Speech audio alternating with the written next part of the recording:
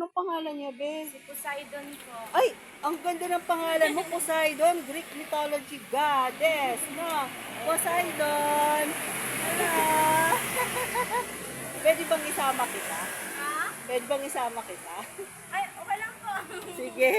Ganito po talaga siya. Pag gusto niyang umihi o pumupo, lalabas talaga siya. Ah, lalabas talaga Opo, siya? marunong talaga siyang ano ng pinto, Magbukas? manggising, opo. Oh, parang wari ko nga mabait siya, eh, no? Opo.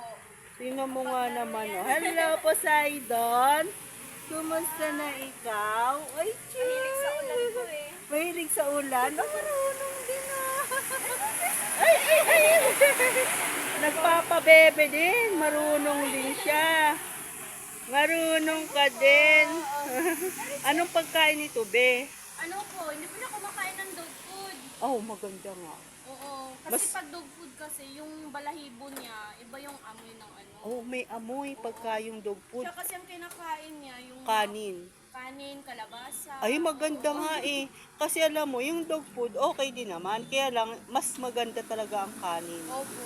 Yung kapag kain ng tao, kasi wala, di naman sa nanhinira ako, ano man. Kasi iba pa rin talaga yung pagkain ng kanin ng tao eh. Survivor to eh. Oo nga, ang cute nga Ito niya po eh. ano, tinapon po to siya ng kasama ko. Talaga.